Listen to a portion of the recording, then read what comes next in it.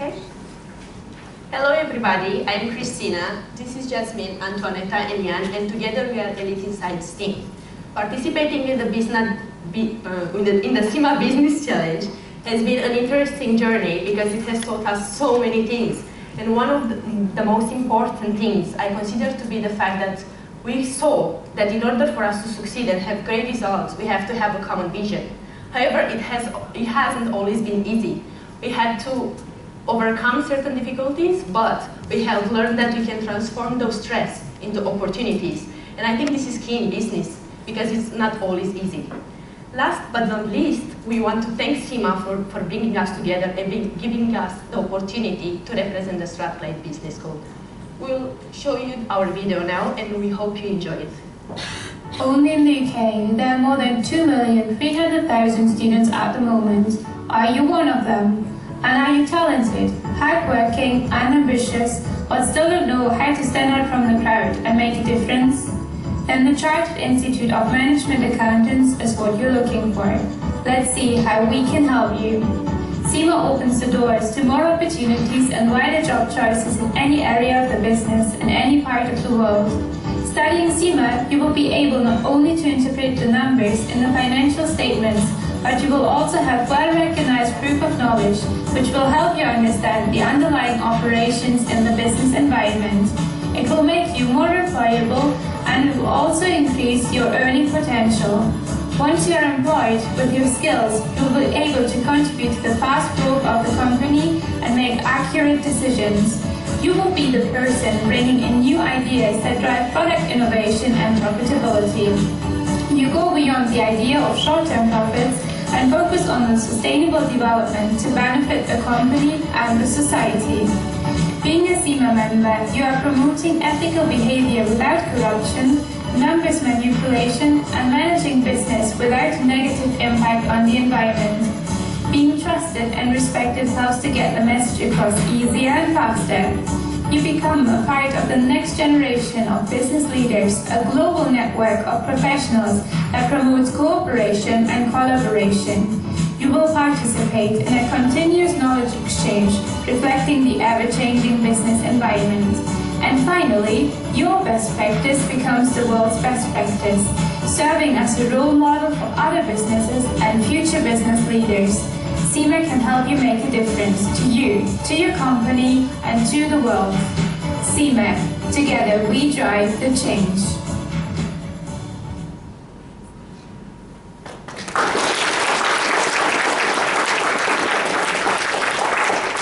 Okay guys, me again. And now we are going to be introduced to the project we have been working on for the last couple of months. We just don't know when the time has passed.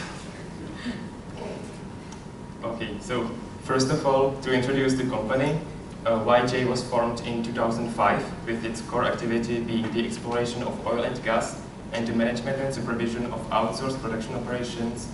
YJ is currently operating on 3 fields, and the board of YJ faces 4 business issues and 2 ethical issues. The aim of this presentation is therefore to advise on these issues and provide recommendations to the board of YJ. Our top priority are the license application results, because the license offers us only 2-week acceptance period. The second priority is the farm-out offer, because the decision needs to be made before signing the license with the government. The third priority is the outsourcer drill IT, due to the routine government checks in 3 weeks. And fourth priority is the YJ's long-term future, and brief suggestions for the board of YJ will be made as well. Finally, the protest by Greenpeace Party will be discussed as an ethical issue. In terms of the license application results, YJ won the right to test drill on 3 new sites, and therefore we provide the assessment of YJ's financial capacity to do so. By analyzing past financial statements, the profits are forecasted to be $42.48 million. The cash holdings are expected to increase by 415% to $70 million as of 31st of March 2015. Since the total test drill costs are expected to be $63 million, we have considered 2 different financing options: rights issue and bank loan. Firstly, in terms of the rights issue, the profitability of the company was analyzed. For example, the profit margin increased by 6.7% from the previous year, and return on assets increased by 7.1%. The return on equity ratio shows that YJ made a profit of 67 cents per each dollar invested in 2014. So we believe that the investors will be pleased with this profit generation, with increasing share price, and also with YJ's oil and gas production in general. Therefore, we think that YJ is able to generate $70 million by issuing 2.5 million of shares, provided that it asks for one new share to be bought by current shareholders for each 4 already held, and it offers 20% discount on the existing share price of $35. The new CEO is also planning to purchase 200,000 shares on the market in 2014, so this would generate a revenue of $5.6 million.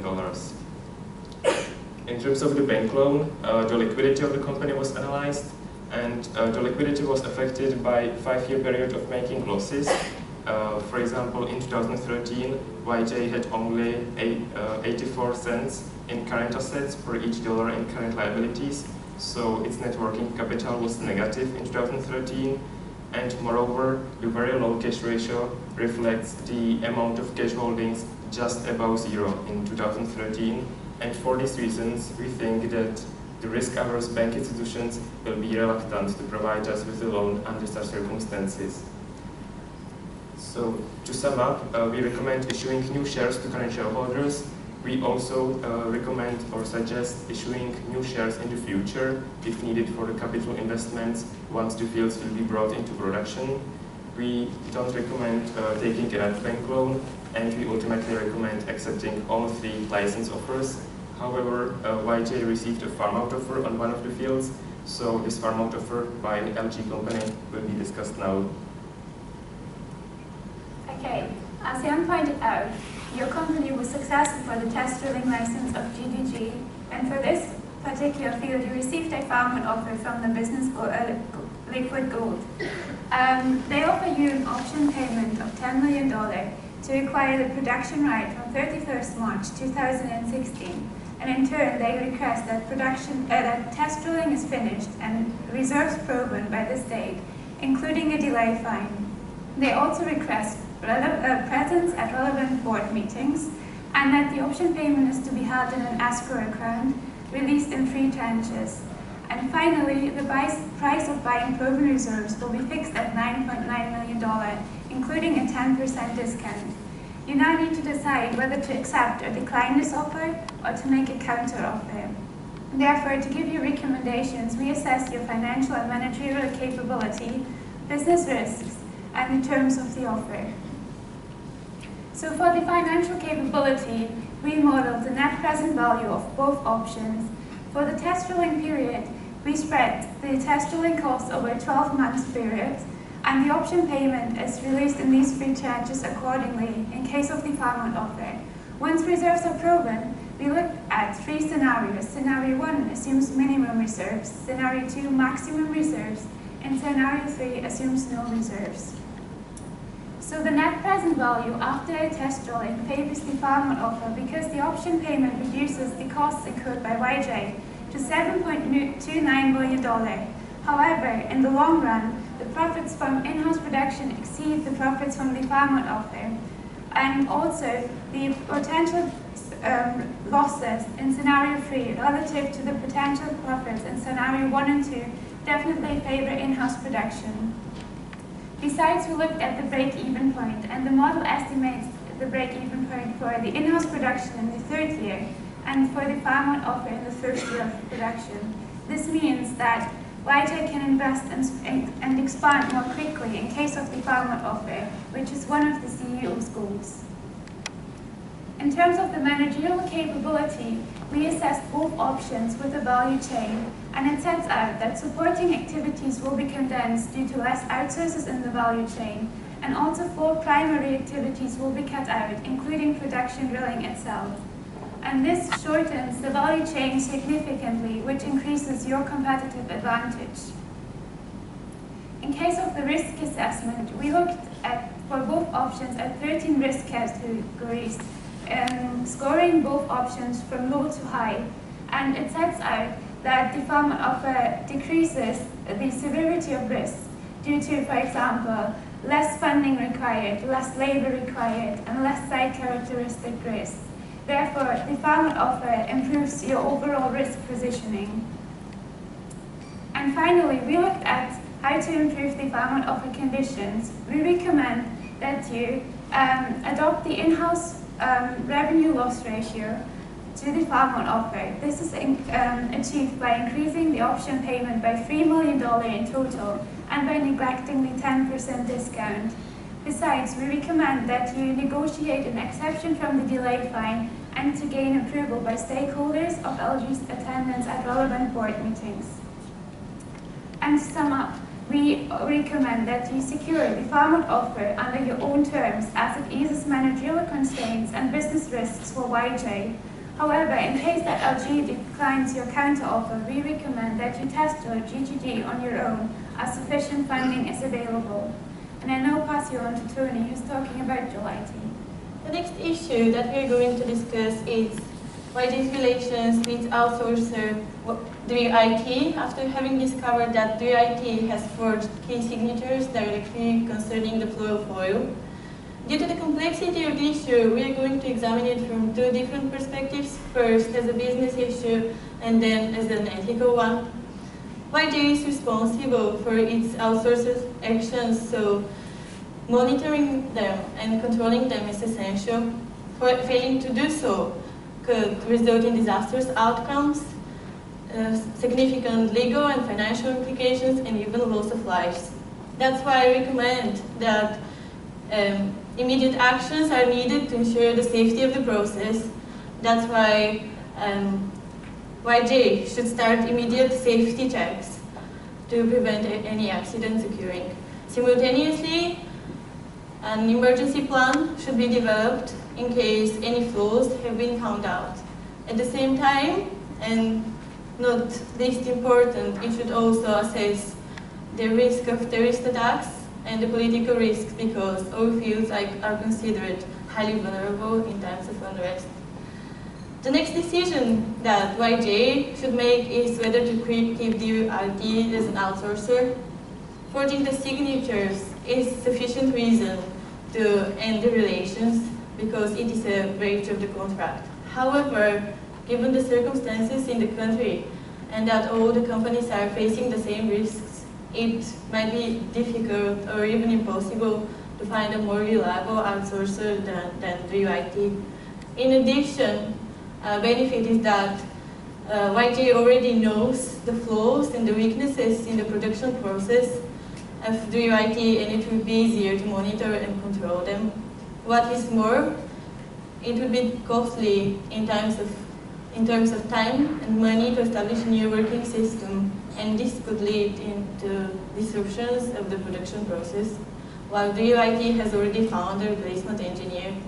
So, if no flaws have been found out, we recommend that IT is kept an outsourcer, given the fact that both companies have worked together since the beginning and they have not had any other problems so far, and that the company has carried the control to its best abilities. However, this would require tightening the control, more regular checks, and even sending someone to monitor the process on a daily basis. Besides deciding whether to keep IT as an outsourcer, YJ should also decide whether to conceal the truth, which is the ethical part of the problem. The government check is due in 3 weeks, while the new engineer is starting in 4, which makes it likely that the issue will be discovered. However, the real problem is not whether the company will get caught, but whether it would choose to act ethically and responsibly or not. Trying to hide the truth could be interpreted as an approval of the behavior and is breach of both ethics and law, and contradicts to all policies of YJ. That's why it's totally unacceptable. We recommend that YJ reports the issue after having already ensured the safety of the process and show not only that it has discovered the problem, but that it's committed to high ethical standards and safety and honesty are priorities. One more issue that YJ is faced with the protest by the Greenpeace Party. This is not among the main issues because it's not an attack to YJ. However, the YJ's overreaction and Lone Shark's response to the problem represent an ethical problem because it concerns the duty of care that the company owes to its stakeholders. Since business ethics, good relations with the communities, and preserving the environment are among YJ's priorities, we recommend the company to be proactive and adopt a long-term approach for addressing the issues associated with its operations. For this reason, we have provided a wide range of options and actions that the company could undertake. The first one is to address the issue through the corporate website. It's cheaper, it's easier, and it addresses audiences that are more actively seeking and processing information.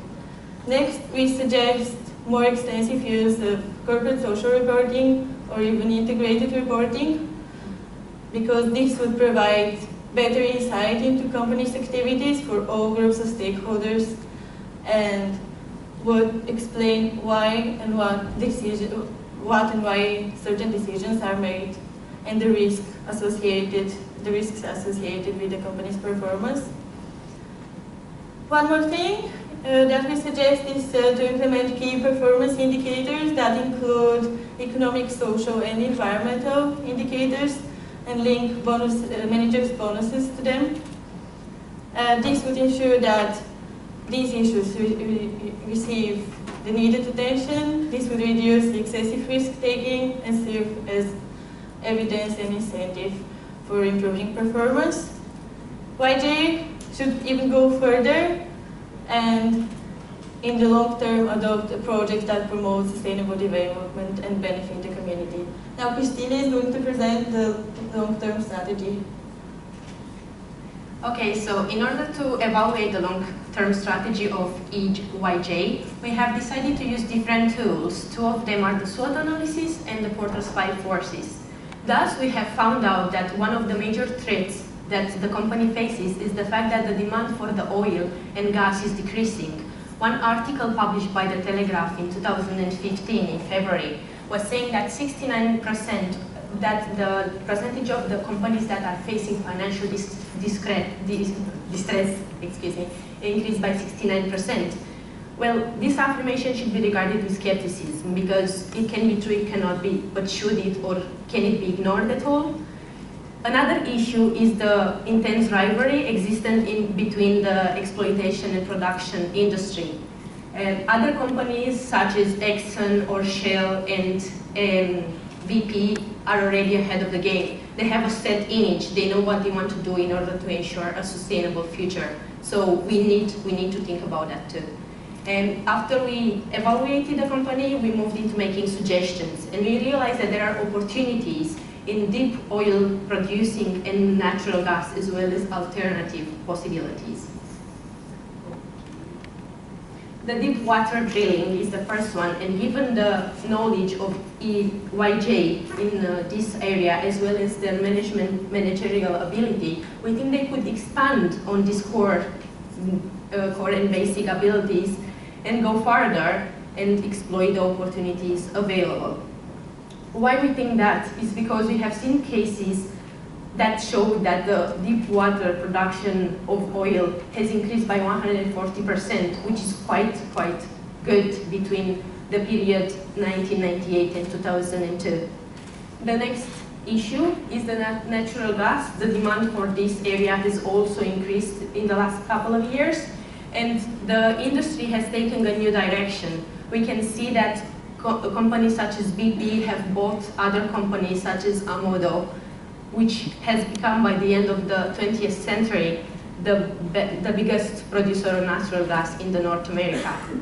Last but not least, we are considering the alternative options available. You might think, is this feasible given the cost involved?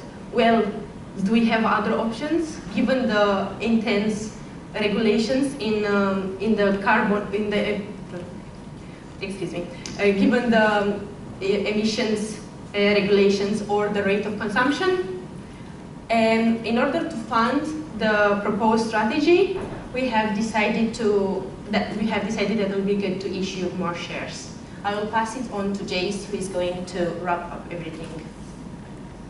Okay, so to conclude, YJ's performance depends on your ability to deal with these discussed issues, and the CEO's goals for sustainable growth is highly dependent on these. Therefore, we recommend that you prioritize the license application results, the farm offer, and the outsourcer July team. So, for the license application results, we recommend that you issue shares to new rights to current shareholders to obtain finance and to test for all three sides to grow YJ's business. For the farm offer, we recommend that you secure it under your own terms and conditions as it eases managerial constraints and business risks. However, in terms that LG is not willing to accept your counteroffer, we recommend that you test the site on your own. In terms of the outsourcer July, we looked at it as an ethical and as a business issue. Here you need to take immediate action to assess working practices, and thereafter further action depends on the outcomes of these checks. But we recommend to continue relations with the current outsourcer due to the circumstances there, but you need to show that these situations are unacceptable and you definitely need to tighten control. For the protest by the Greenpeace Party, we looked at it as an ethical issue where honesty and safety are key objectives.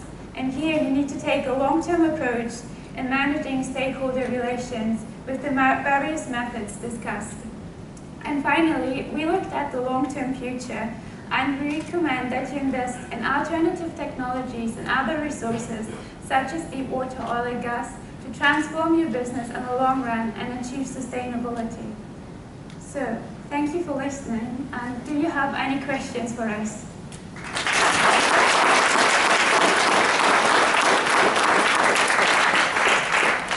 Hand over to the judges for 10 minutes of questions. Thank you. Sorry. Given how important the health and safety issues are to YJ, you mentioned an emergency plan regarding the outsourcer drill IT. As well as safety checks, which you mentioned, were there any other things that you were going to do as part of this emergency plan? We are going to develop a couple of options in case that would include even quitting the production if the process is not safe enough to be continued to ensure a huge disasters, because the problem has existed for a long time and it's possible that some flaws might have occurred. And this, in further research, this would include assistance from engineers, probably, to see the whole line of the process and develop an option for each possible danger that might occur.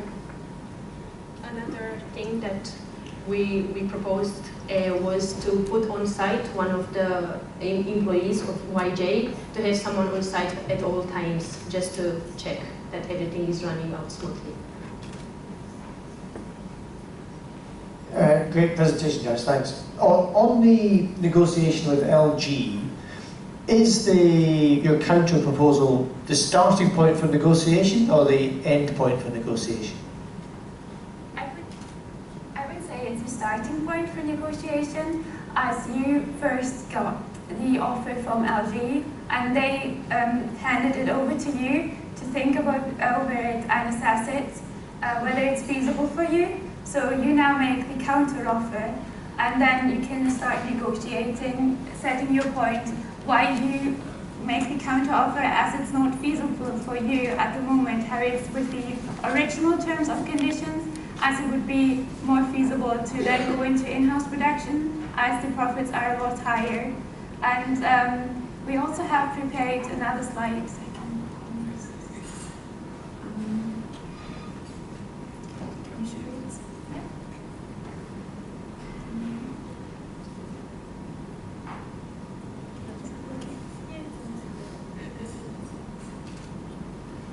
where you can see the amended farming offer.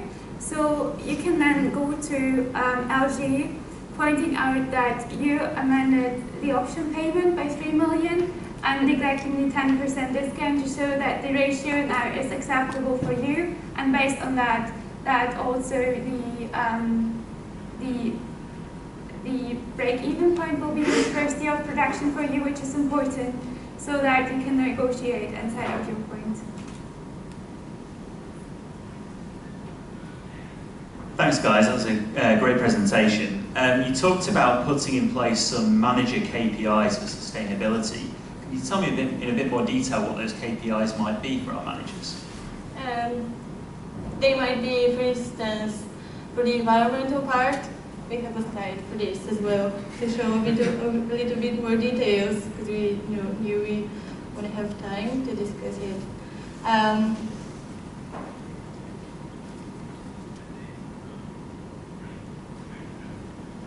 For the environmental part, this would include the burning gas emissions, the oil leaks, because this is important for the oil industry, the emission of gases. For the social, this would include the training and the education provided for the workers, as well as the medical and social support. For the economic part, it would also include the improvement of the technology, the transfer of the technology, and the contribution that the company makes for investing in new technology development and research, as well as the effect on the communities. You talk about looking at deep water drilling as a near-term opportunity. How ready do you think we are to pursue that opportunity? Well, we looked into that option, and we see that you have the managerial ability as well as the geology knowledge. So I think with a bit of research done into that area, you would be ready to make some benefits, and the outcome would be quite positive. However, we understand that you might be a bit wary about the financial part, but you also have to think what are going to be the outcomes if we stay as we are and we don't go and look into other opportunities available on the market. We also have based our recommendations on the present success of this area, and as I mentioned earlier, it's like between a margin of 4 years, it has gone up like 140%. In addition, a good example would also be Shell. They also recently refocused on deep water oil and gas and looked into technologies such as fracking to transform their business and become more sustainable in the long-term future, as you are now at the moment looking in shallow water drilling, which is less sustainable than deep water drilling. So it would be the near future focus, which would be the first step in becoming more sustainable, and which is very important for you.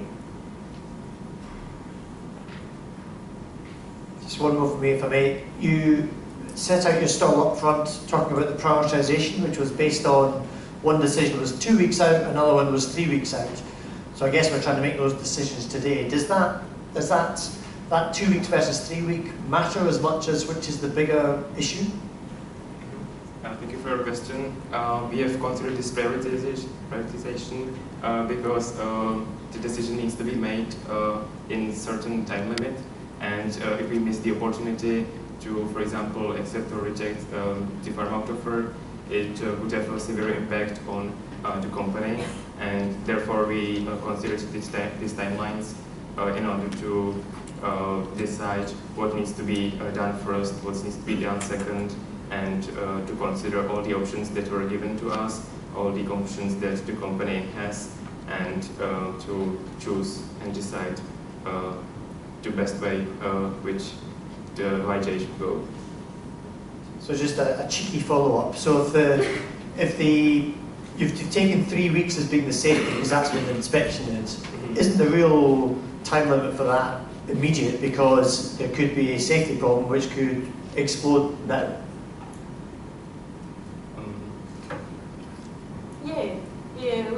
We're just making our proposals today, so it's up to you to decide. But some of the problems, like the farm out offer and the issuing of capital would influence the other things as well, and would require more research, more conversations that need to be that need to follow this meeting. So we are not saying that as soon as we have finished one of the problems, solving one of the problems, then we'll start with the other. But we want to show the company that the process needs to start from somewhere, and it needs to start the conversations that may take a long time, and the 2 weeks and the 3 weeks are actually the maximum limit that we have, and it's not something that could be done today. Any final questions from the judges? No? In which case, my thanks, and well done indeed to Elite Insights. Well done.